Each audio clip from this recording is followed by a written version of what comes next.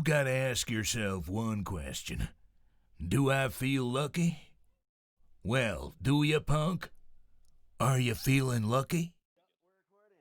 Okay, we're back. I feel like we haven't done this in quite some time.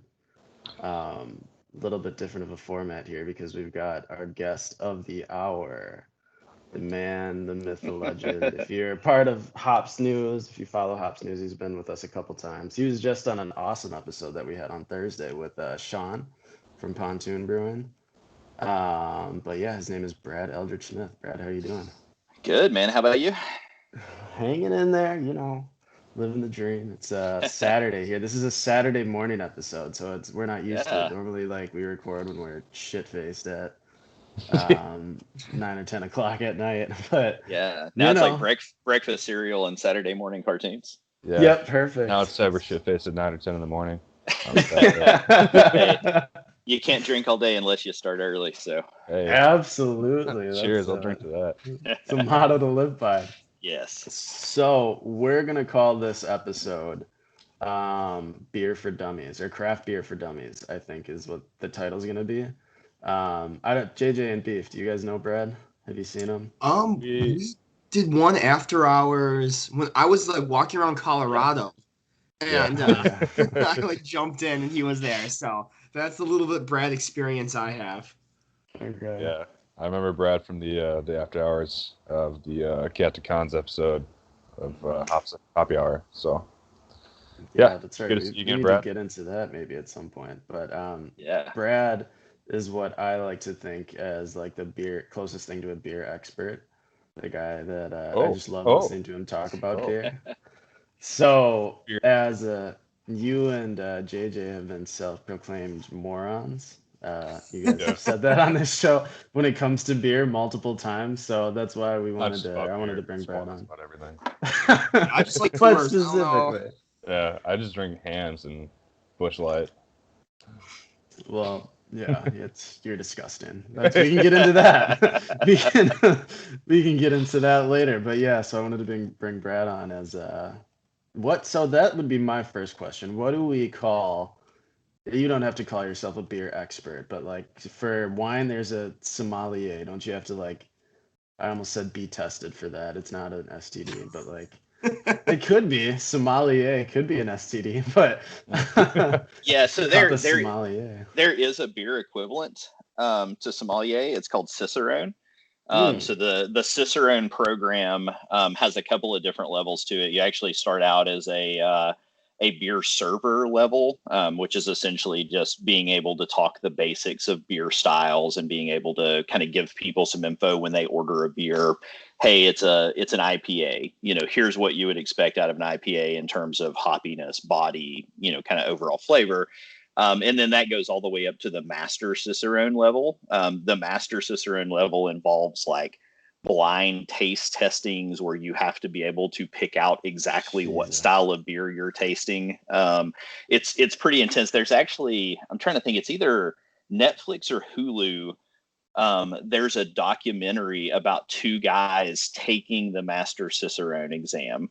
And it's one where like you have to go to Chicago to take it, and like everybody that's taking the master Cicerone exam sits down in like one room and takes the written exam and the tasting exam and everything. It's a pretty in-depth experience. If I'm not mistaken, I know at least as the end of that documentary came around, which I think it may be a couple of years old now, there were only like 16 master Cicerones in the U.S. Jesus Christ. I mean, it's a very, very, very difficult certification. There's a lot more sommeliers than that, aren't there? Because that is that's difficult in its own Yeah. way. But, and part of that is so the Cicerone program is not nearly as old. It's more of a recent creation. So, eventually you'll build up and have pretty good numbers at each of those levels. One of the things that we're planning on doing, so the certified beer server class is just a class that you set through and they, kind of teach you and give you a certification. So once we get our tap room open, our plan is to put all of our bartenders and servers through at least the certified beer server class.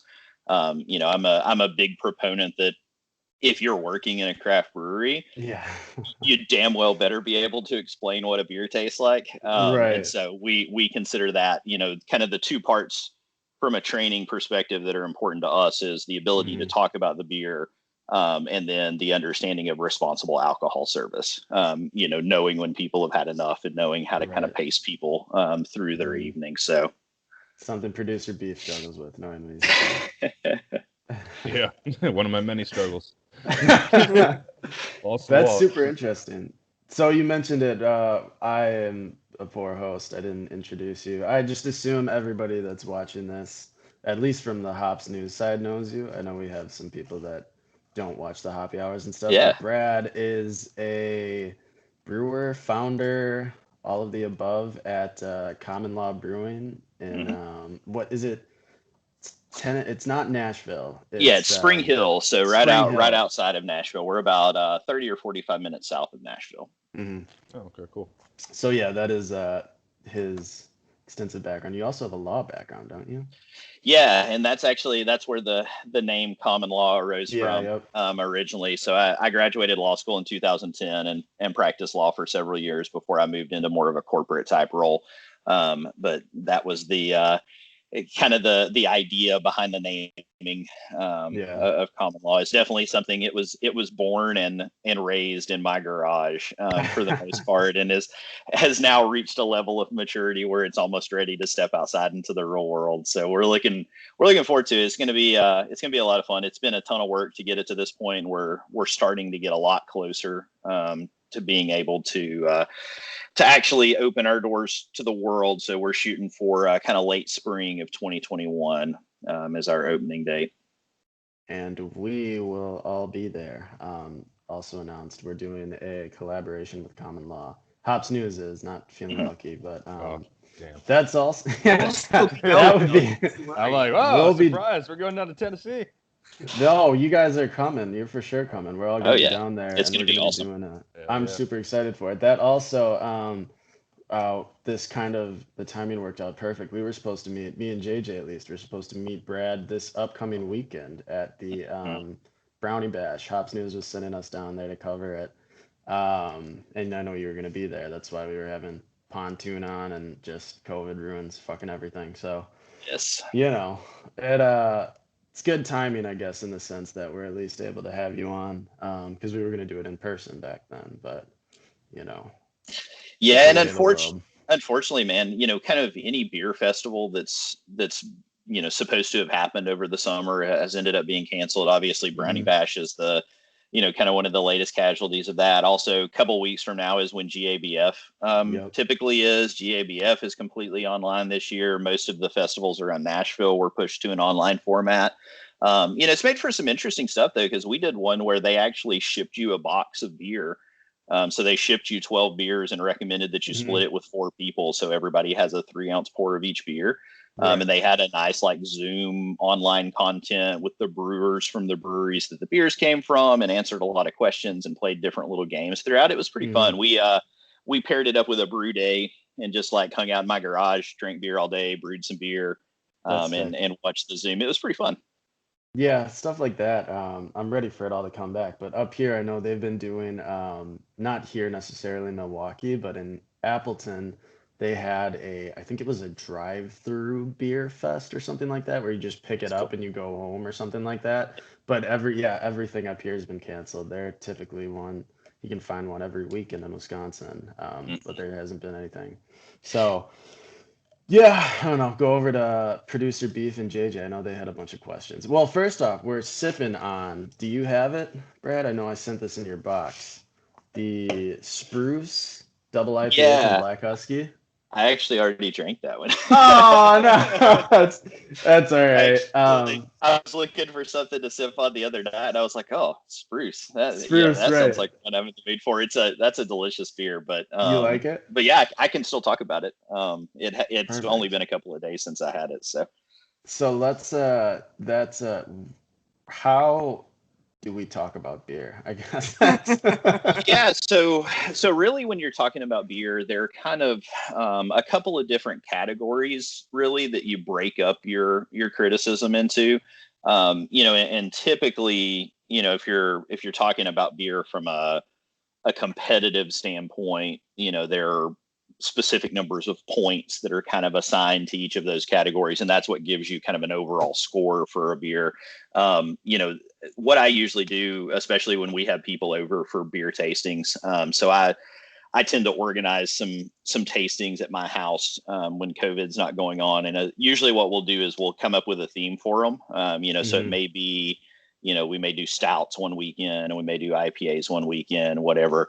But typically what you're looking for is a handful of things. So one is the appearance of the beer. Okay. So it's typically color. If you're pouring the beer into a glass, what does the head of the beer look like as you're pouring it? How quickly does the head dissipate as you're drinking the beer? Does it leave lacing around your glass? Typically lacing is an indicator of a good, full-bodied beer. The next thing that you really kind of focus on is aroma. So what does the beer smell like? What are the prominent notes that you pick up out of it? Is it real malty? Is it hoppy? Is there a fruity aroma to it? What are you picking up as you lift it to your mouth to take a sip of it?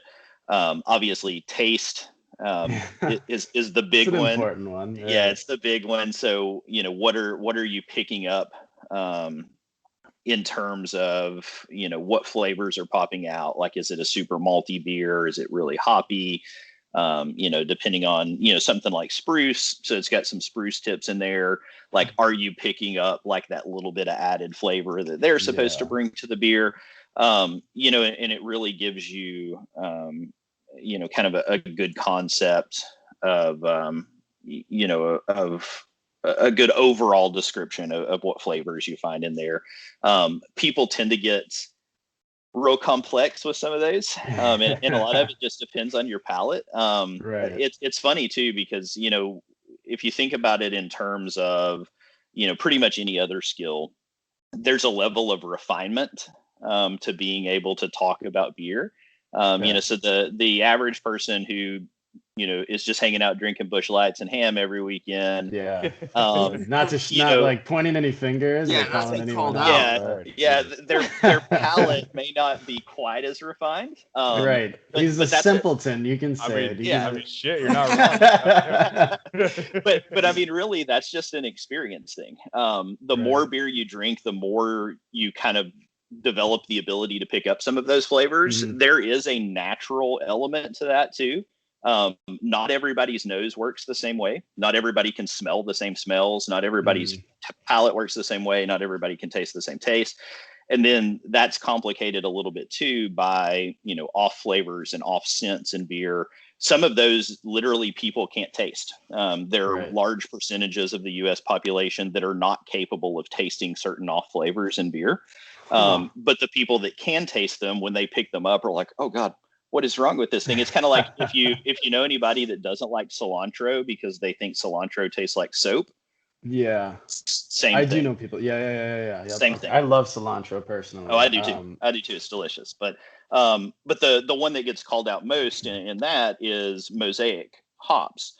So Mosaic is a very popular hop. Most people really love it. There's a certain percentage of the population that picks up an ammonia scent and flavor from Mosaic. And so they end up describing Mosaic as cat pee because it has a very distinct ammonia flavor. So they can't drink beer with Mosaic in it. It just smells terrible. So so be glad if you are not one of those people, because Mosaic is a great hop otherwise. But definitely something that, that people pick up. So really, as you're talking about beer, your focus is kind of going to be really three big pieces to me. So that, the appearance, how dark is it? What does the head look like? What does it look like as you're drinking it? The aroma of it, what smells are you picking up? How long does that smell kind of linger around? And then, most importantly, kind of the flavor of it. What are you picking up as you taste it? And then those kind of lead you to an overall score. Maybe? Whatever. You're starting to freeze up on us, Brad. I don't know. Oh no, I think he's good now. You're back. Okay. You're just awesome. We could hear all of you, but at one point you were just frozen, like Yeah, with my your video. hands like this or Like this, something. or like- Yeah. Well, we could hear you, and I didn't want to stop you. You're in a roll. So, Yeah, so the other piece that you might see occasionally in there is mouthfeel, and you're going to hear people talk Ooh. about mouthfeel. So certain beers you expect them to be a higher body, and have that thicker fill as you're drinking them. Like if you pick up a stout and you take a big drink out of it and it feels the same as a lager, you're going to be like, this beer's thin, because it's not what you expect out of that style of beer. Okay. And that's one of the things, one of the big popular styles right now is New England style IPAs. That's really what sets New England's apart in a big way from normal IPAs. One is the body of them. They have that very like creamy texture to them, a lot heavier mouthfeel than what you would expect out of a standard IPA. So that's a kind of another component to it as well. And then, like you said, like all of that feeds into kind of an overall score for the beer. And, different people, scores are always subjective. All you got to do is look at ratings on Untapped and you can figure out just how subjective that bullshit is. All of my favorites are like, I think a 3 point. I think Spotted Cow is my favorite beer ever, and it's like a 3.7. And I'm like, Jesus fuck, really? Like, is that a me thing, or I don't know? Now, Untapped ratings are in some large ways driven by the hype train. So beers that are really hyped up or hard to get or just have a lot of buzz around them tend to rate out a little higher. One thing I always point out to people is if you go into Untapped and you look at the rating on a beer, if you click on the overall rating, it'll actually show you a breakdown of the ratings. And one of the things that it shows you is the weighted rating. So what it does is it takes all of the ratings that people do and determines, does this person always rate super low or does this person always rate super high, and then pulls them back to what their actual rating should be. So what it does in the weighted ratings is it looks at all the people that have weighted it, all of the beers that they've weighted, how high do they rate on a regular basis, and then pulls it down to what it should actually be. So you'll see beers. I was looking at one the other day. It was funny. It was like a 4.6 rated beer. Jesus Christ, the weighted rating was like a 3.2. Oh, yikes! That's funny. I didn't know that, but yeah, we talked. I think you were on the episode where we talked about Untapped ratings with Jay, right? We talked about that a little bit. That was a big discussion in the Hops News family, and I think it's a good discussion to have because, like I said, I don't know about these guys how active they are on Untapped, but I've been trying to get into it more, just trying all of these beers, but it's more just like me personally. It's just like what I think. I don't base it on like what the rating actually is. It's just like, did I enjoy drinking the beer? If I get back into a bar and like I look back and like, oh, I've had this one, then I can pull it up on Untapped and like, okay, I gave it somewhere in the forest, so let's get it again or something like that. It's not generally what I use generally what I use it for is to keep up with what I drink and what I like. The one thing I will use it for occasionally too is a lot of the beers that are in Untapped, the breweries will put a description in them. And so I'll pull it up if I see a beer and want to know a little bit more about like what hops does it have in it, or, what adjuncts does it have in it? What style is it? A lot of times those descriptions are in there. Pretty much the only time I pay any attention to anybody else's ratings. If I pull up a beer in Untapped and it is under a 3 rated beer, I probably won't buy it because Untapped tends to skew really high. If a beer is under 3, it's probably a shit beer. The other thing is I've got a couple of friends that are also within the industry that try a ton of beer.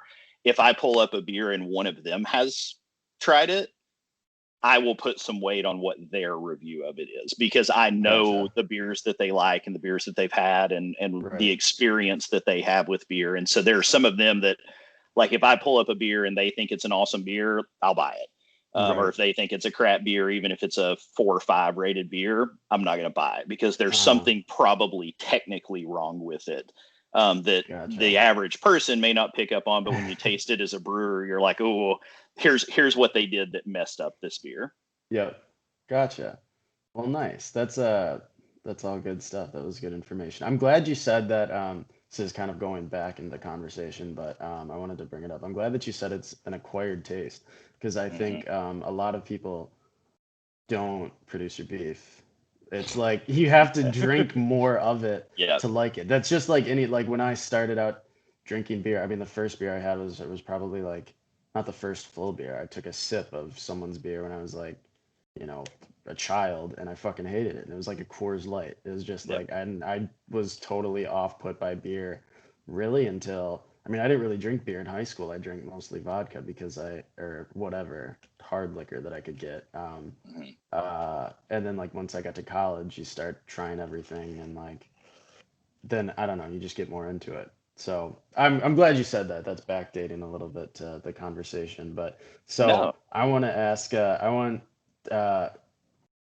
producer Beef and JJ, what I want you guys to do is to like describe this beer in your way, and then Brad, you tell them where they're wrong because they're gonna sound like idiots. And so yeah, we're drinking again Spruce from Black Husky. I love this beer. Black Husky is it's a really small brewery it's not the north side of Milwaukee, it's like more east side maybe. Just about. It's right but next it's to, I outside think of technically downtown. that bridge is where you draw the line, and they're right on the other side of it. So they're like right on the border of the east and the north side, but I like them a lot. And this is probably right now I would say this is my favorite beer that they have on tap. So you guys describe it, and Brad critique them. Describe it like idiots. Like yeah, like really Beef. Hoppy. It's like a really hoppy Busch Light. You know, if you took a Busch Light, just fucked it up with a bunch of hops, that's what the Spruce is. I think it's one of the pale ales, whatever you call them, the India pale ales or whatever. Indiana pale ales, I think that's what it's called. Indiana. Those Indiana pale ales. Those Indiana pale ales are really good, man. I don't know, I like it. It's a step up from what I normally drink, obviously. But I don't know, I'm not a huge IPA guy, and the first sip was a little rough, but every sip after that, you know, it just tastes a little bit better. JJ, producer Beef, close your door if you don't mind. Well, I mean, in the same spot. First, one thing we don't talk about that I think should be included is the can art, because I'm definitely buying a beer based on the can art because I'm a simpleton, and this really isn't doing it for me. It's not? Oh, see, I like it. It has spruce like scratched into it, though the textile feel of the can is very good. I like that a lot. See, I like this can art. I like it's a little bit, I like the colors of it a lot. And like you can, if you like look at they have the wolf or whatever, the husky. And I think, I don't know if they have that on all of their cans, like the husky in the background. Oh yeah, there it is. Bonus points. But I think it's cool. But you know what? Now that you said it, I didn't even realize that till now. Okay, all right, take that back. I'd buy this beer. Right. What style of beer is it? I'm gonna taste and attempt to find out, but it tastes like a pale ale. No, it like. Well. See, I don't know what I'm tasting. It's a double IPA. Right? So Brad, you can answer this question. Mm-hmm. What's the difference between a double IPA and is it an Imperial? Imperial. So Imperial and double are essentially interchangeable. Okay. So if you hear Imperial IPA or double IPA, it's the same thing.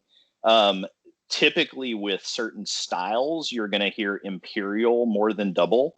IPA is pretty much the only one where you're routinely going to hear double IPA. Any other style that crosses into an Imperial range of ABV, you're going to hear Imperial. So you'll hear Imperial stouts. You don't ever hear double stout. It's just kind of the nomenclature about it. I think a lot of that is driven by with the IPA scene as it is. You also have triple IPAs. And so I think that's a lot of the driver behind people calling them doubles. So with a stout, you typically have stouts and you have Imperial stouts. That's the two quantities of them. Whereas with IPAs, you've got single IPAs, double IPAs, and triple IPAs. So if you call a double an Imperial, what do you call a triple? Like, does it become an Imperial, or do you use Imperial and triple? Like, it just doesn't. The Empire. Right. Exactly. It just doesn't sound right. And so you hear double a lot with IPAs because of that. So typically your dividing lines, anything over 7 is a double. Anything over 10 is a triple. Gotcha. So it's Oh, all I didn't based know on that. it's all based on the alcohol by volume of the beer. So, but it varies by style. That's IPAs, whereas stouts, typically anything under 10 is considered just a stout, and anything 10 or over is considered to be imperial.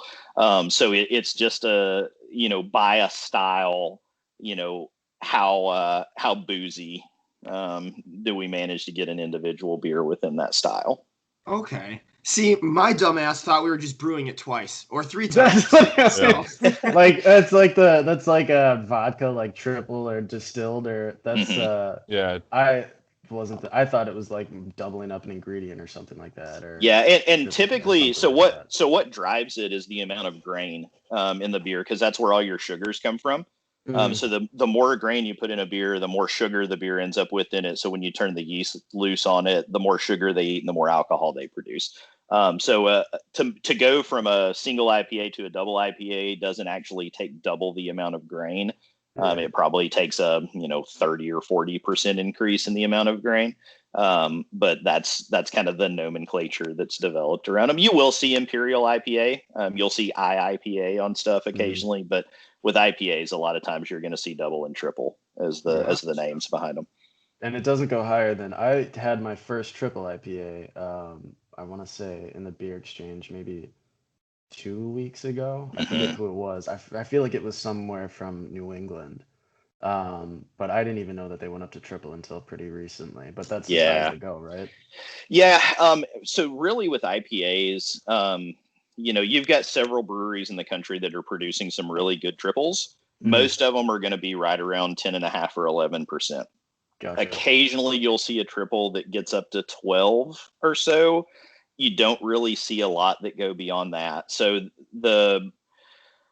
one of the things that we always talk about with beer, and this is especially important with IPAs, is beer is not about one ingredient.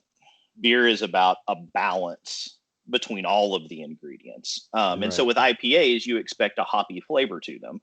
Well, as you increase your level of grain, therefore increasing the amount of sugar in beer, you're also going to increase the amount of residual sugar that's left over after the yeast ferment, which means the beer gets sweeter. So at a certain point, you have to drive the hop level so high to counteract the sweetness of the wort that most people can't perceive that depth and complexity of hop. They just don't have the refined enough palate to do so. And so there's kind of an upper limit on how boozy you can make an IPA, because at a certain point you can't get the hop level high enough to balance it still. And people be able to taste it. So what you end up with in a lot of triple IPAs, especially people that don't drink a lot of IPAs, they taste them and the first thing out of their mouth is like, oh, this is sweet, because they're picking up all the residual sugar that's left over from the grain. Interesting. So I feel like I told these guys to come up with a bunch of questions, and I feel like I'm asking all of them. I promise we'll get to your questions eventually, but it just question that I had, I was watching, Jay was doing with Total Wine, he did a release of a low hazy IPA that was from Appalachian Mountain Brewery. But it was an IPA that was like 4.1%. So that that blew my mind. I've never had an IPA that's even close to that. They're all normally like at least 6 or 7, like usually higher than that even. I think this one is, I think that one's like 8 something. Yeah, it was 8. I think it's 8.6. Is that right? Yeah, somewhere around in there, like 8.5-ish. But which is totally fine, but like I just like an IPA that's that light. How, as a brewer, do you control the alcohol percentage? I have no idea. Yeah, and that's a great question. So those are known as session beers. Okay. So you'll hear the term session IPA.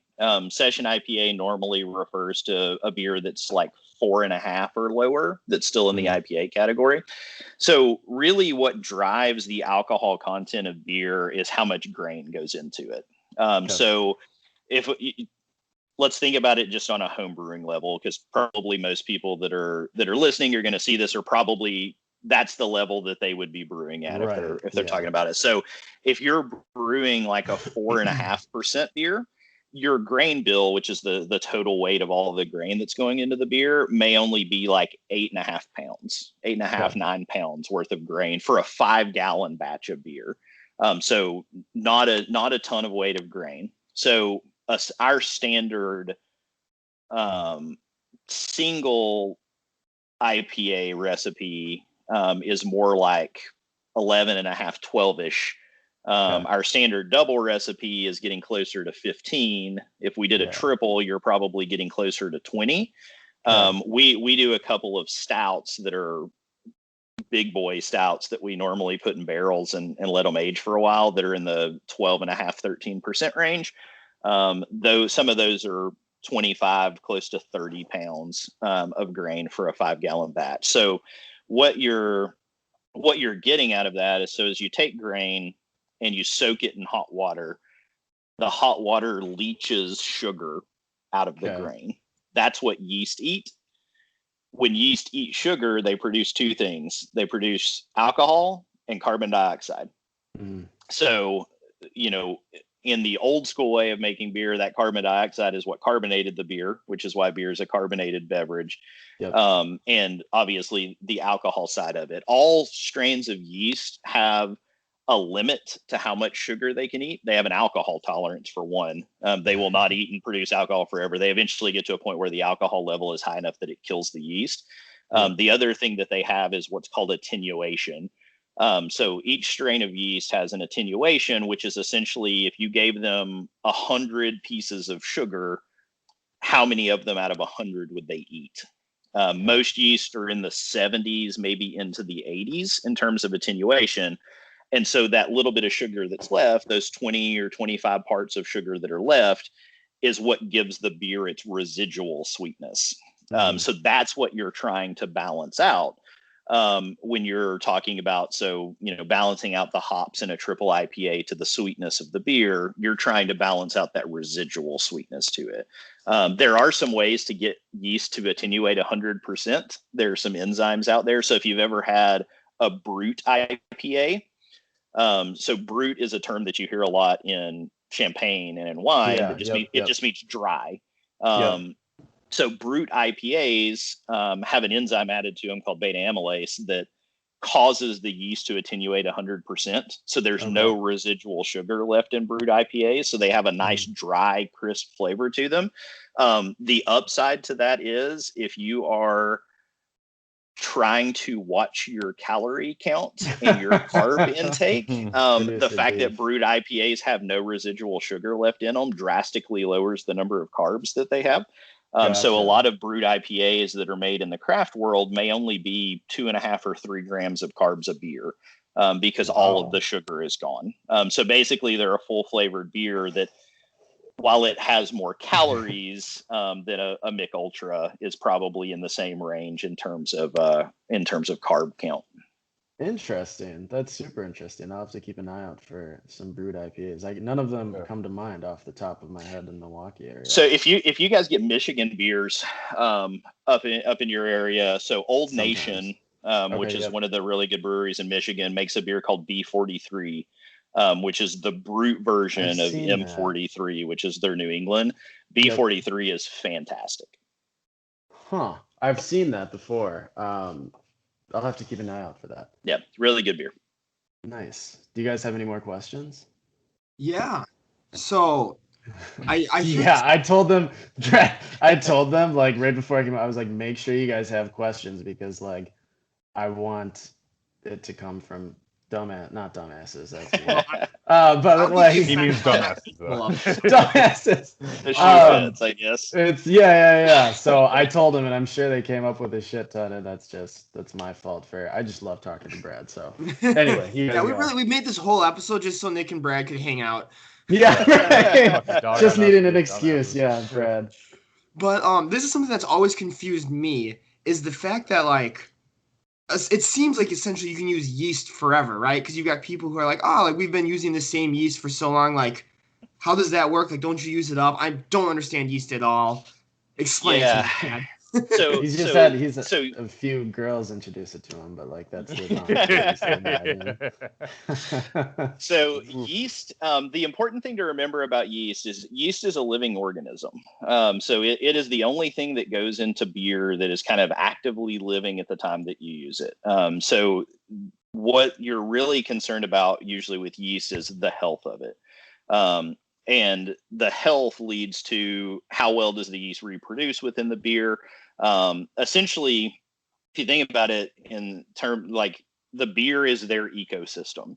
So the sugar that's in there feeds them, the oxygen that's been, trapped in the wort helps them to breathe, and they use all of that to reproduce and form colonies. And so over the course of time, you may pitch, and the numbers sound crazy, but when you think about the fact that yeast are microscopic organisms, it's not really all that crazy. So in a 5-gallon batch of beer, you may pitch 200 billion cells of yeast to get the beer started.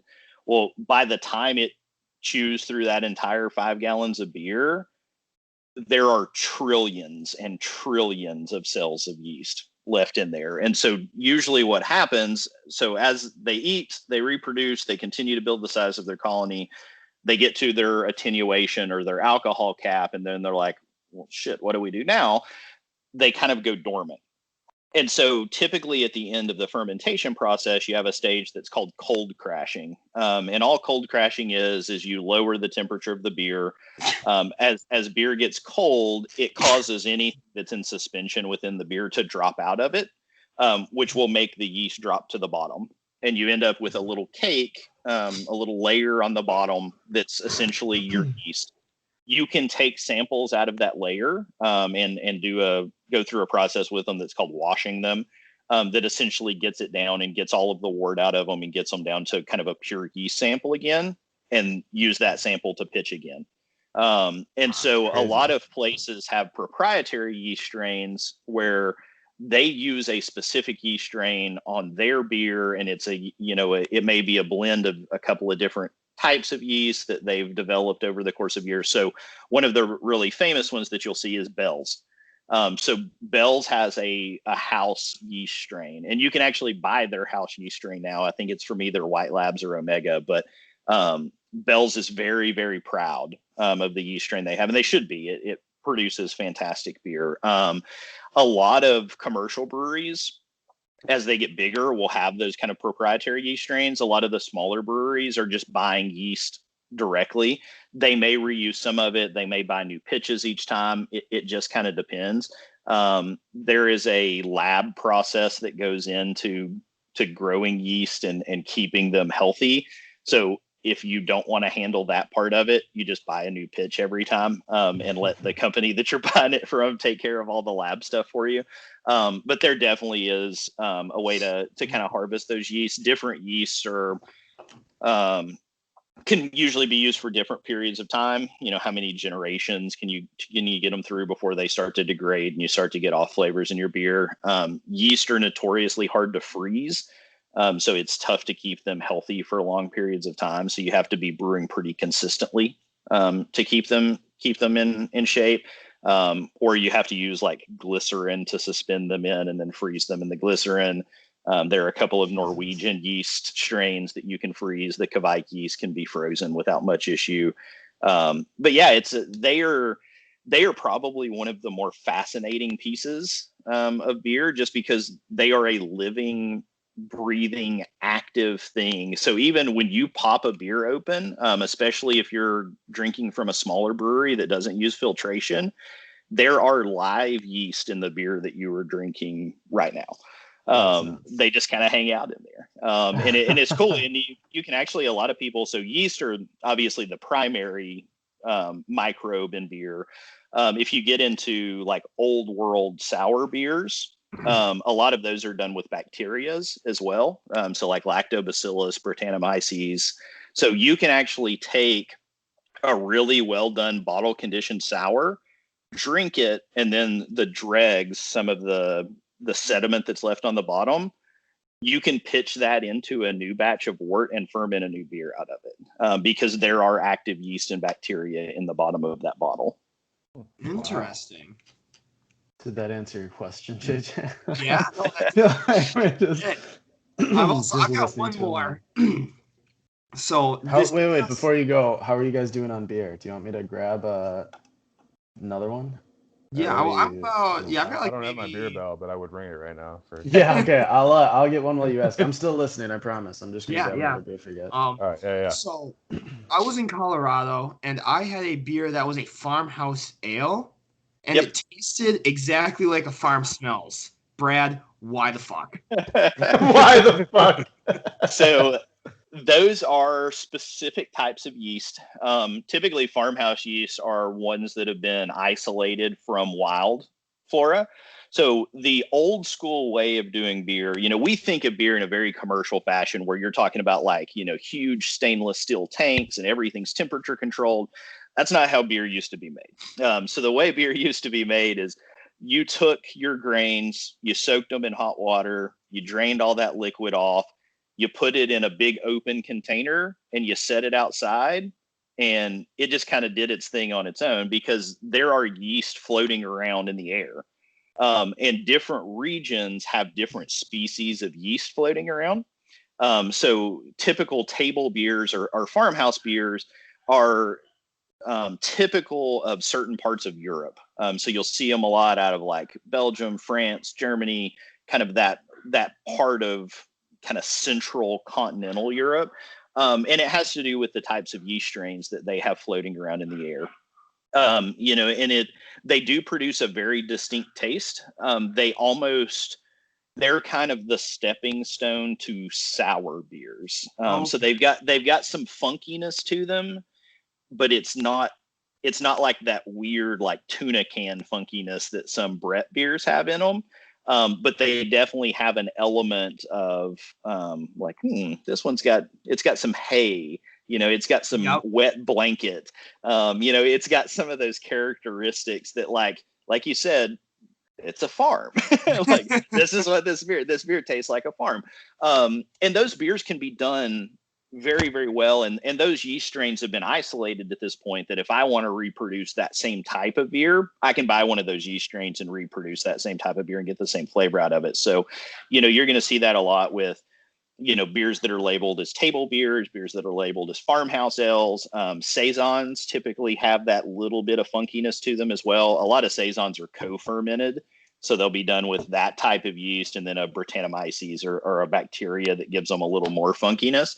But yeah, and those are definitely a beer that some people love them. And some people are like, I taste like I'm licking the back of a horse that just got done running the Kentucky Derby. Like they just have this very unique. How do you know what beer I had? Come on now, Brad. Yeah.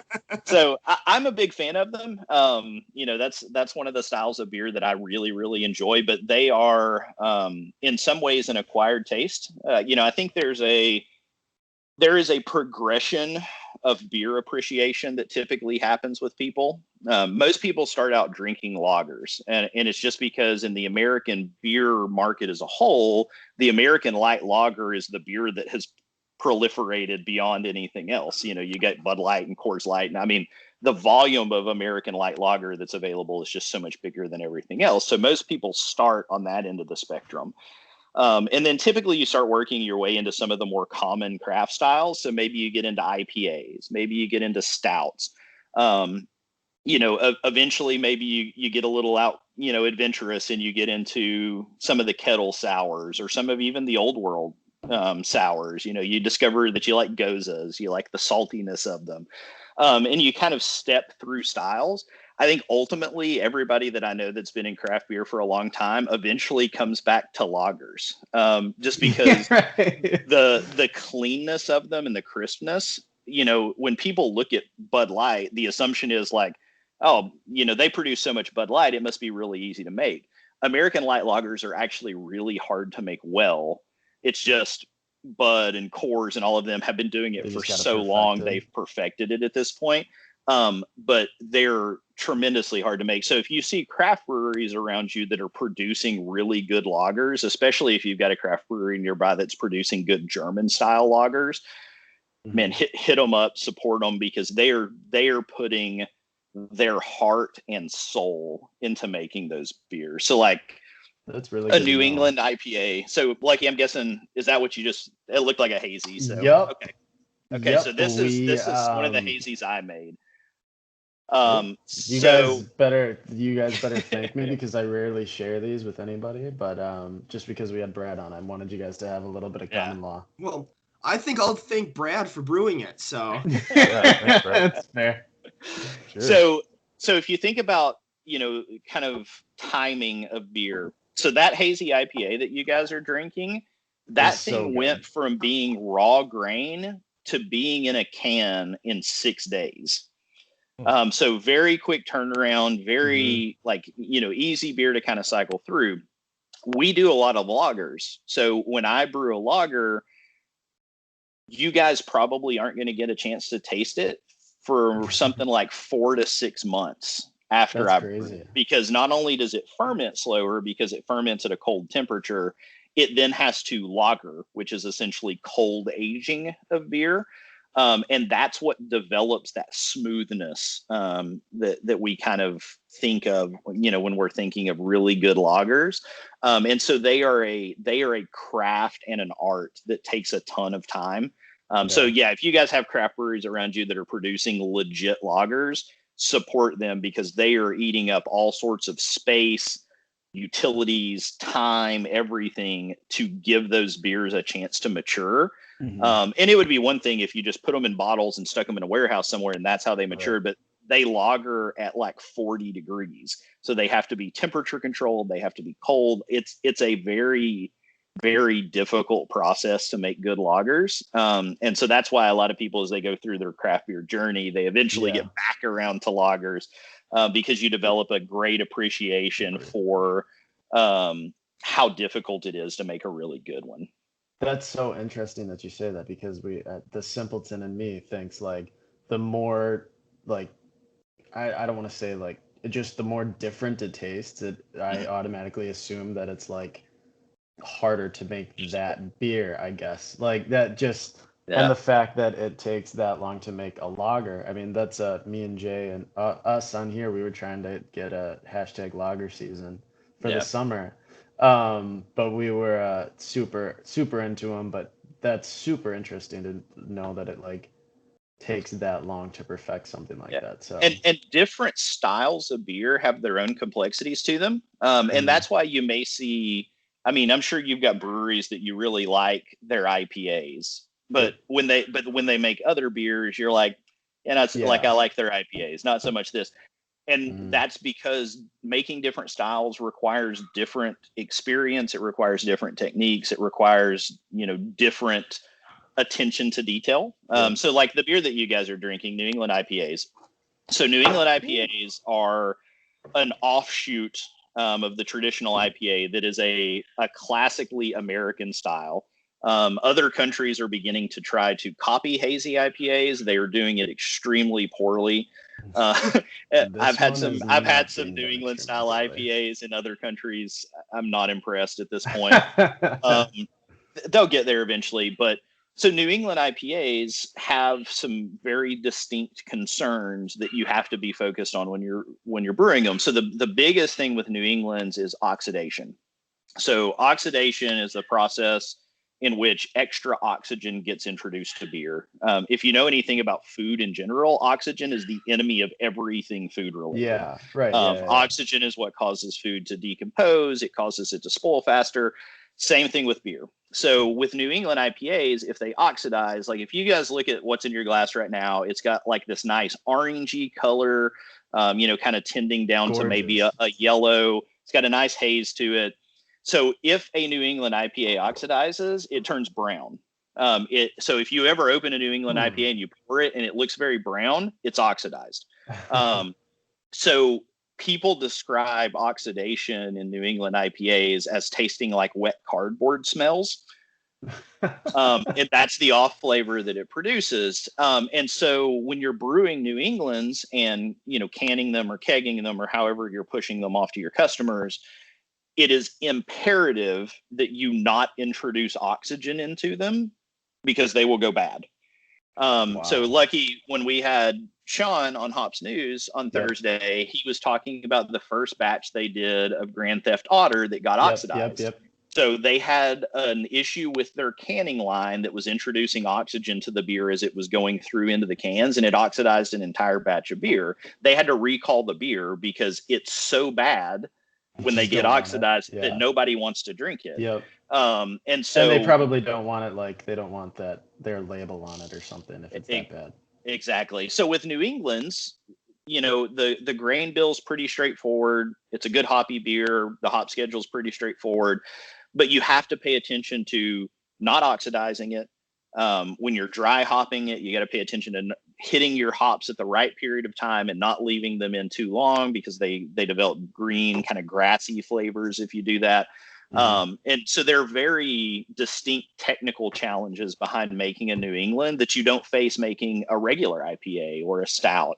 And so that's why a lot of times you'll see breweries that they may kill New England IPAs, but their stouts aren't great, or their stouts are fantastic, but they couldn't make a hazy IPA to save their life. They're different skill sets. And as brewers, it's kind of constantly upon us to challenge ourselves to learn to do some of those things and push our envelope a little bit to make some of those things, even when we're not comfortable with them. And luckily there's a lot of collaboration within the brewing industry. So we've got people that we can go learn from. But yeah, it's an interesting challenge. And that's why you do end up with a lot of breweries that are really known for one style of beer, because that's probably what their brewmaster, kind of excels at. Gotcha. That's super interesting too. So can you guys see the time, JJ and Producer Beef? Can you guys see how long? We're running pretty long right now. But that's totally fine. I love it. I love the conversation, but I'm gonna ask one last question, and then do you want to stick around for segments, Brad? I may drop off. I hear I've seen the segments before. Yeah. Don't want your name attached. I hear my oldest child terrorizing my wife, so yeah. I should probably go step into that. Perfect, no problem.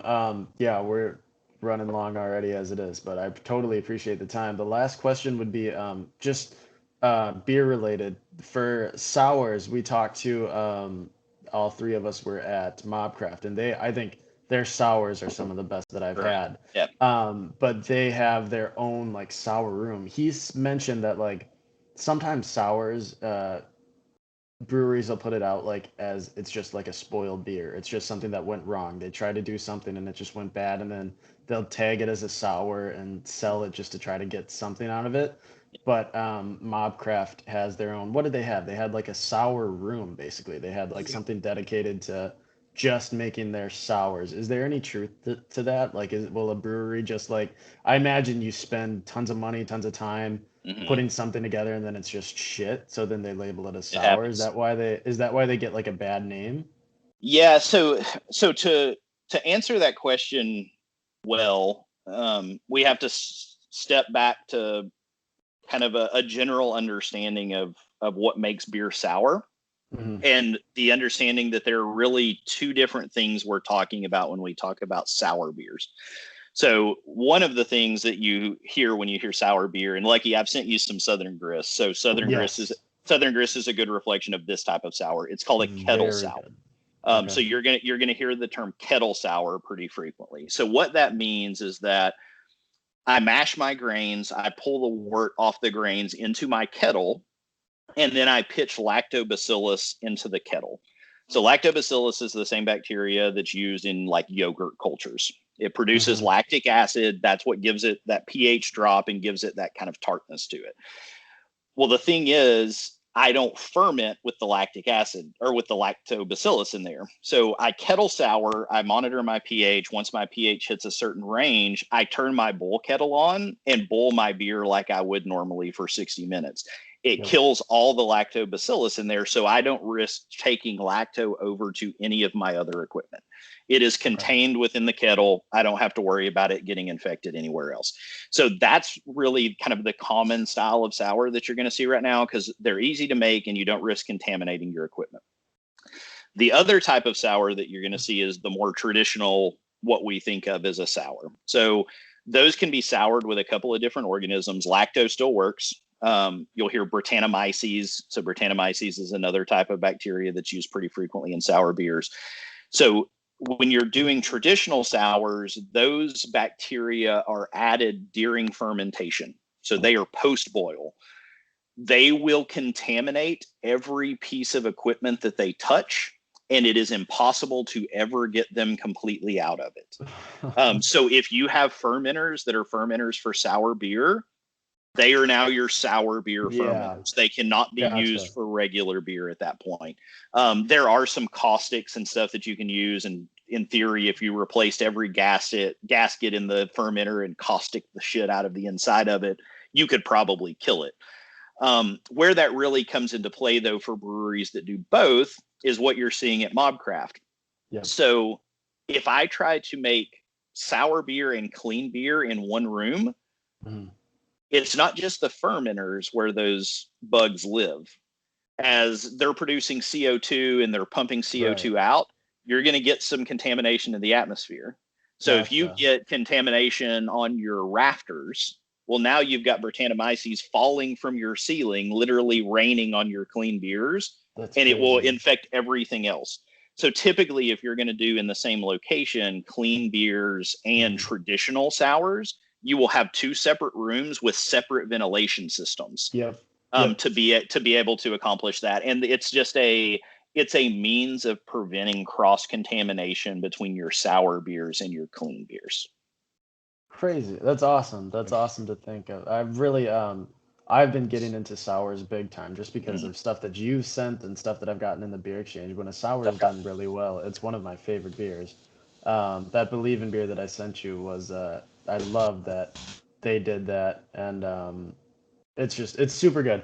So we are coming up on an hour now. It's been awesome to have you, Brad. I appreciate the time on a Saturday morning.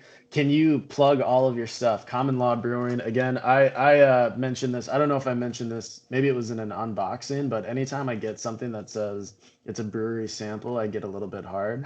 And I really, right now, I'm only getting those from Brad and Common Law. So check them out. Please plug everything that you have. Yep.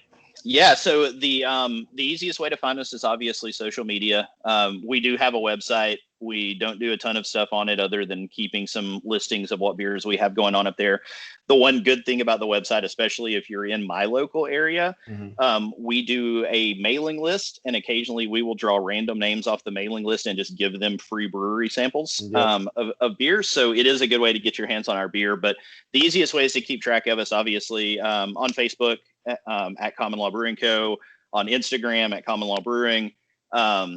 Follow along with us. We try to post lots of stuff from brew days or for different beers that we have coming out, different events that we're doing. We're starting to get a little more merch going out to people. Really starting to get established. Do you have any more shirts? I want to buy one for sure. I do. Yeah, just shoot me a message with what size you need. Absolutely. I want one of those. So sorry, keep going. Yeah, so that's the easiest way to find us as a brewing company. If you want to connect with me individually to see what I think about beer, you can find me on Untapped at BES753. So feel free to add me as a friend on there. I will admit that I'm notoriously bad about not checking in beers. So if you look at my Untapped account, I only have like 800 or 900 beers on there out of the probably 4,000 or 5,000 that I've had. I go to tastings where I taste 70 different beers in an afternoon, and I don't check in any of them because I'm lazy. So, but yeah, feel free to add me. It's a good way to take a look at what I'm drinking and kind of get some of my thoughts on stuff. And you can also find the brewery on Untapped. So if you search for Common Law Brewing Company on Untapped, you can actually follow us as a brewery, and it gives you an idea of when we release new beers. Gives you a chance to see some pictures of the stuff that we've got out. Some reviews that other people might have done as we start to send samples out into the world. So, but yeah, follow along with us. It's been a lot of fun so far. I'm sure we'll have a lot more fun. We're looking forward to actually being open though, and giving people the chance to try some beer. And we will for sure be down there once you're opened up. I'm excited. I can't wait. For sure. I'm super excited. Loved having you. I hope that you come back and do this regularly. Yeah, anytime. Honestly, I can't believe we're literally at 59 minutes right now. We'll be almost at exactly an hour, and it feels like I've been talking to you for like 5 minutes. So I can listen to you talk all day. It's been a lot of fun. Again, go check out Common Law. Thank you, Brad, so much. We are going to cut this now, and we're going to go into segments, just me, JJ, and Producer B. Cheers, All right, man. sounds Love good, ya. guys. Yours Yep, awesome. enjoy Thank the you, afternoon, Brad. man.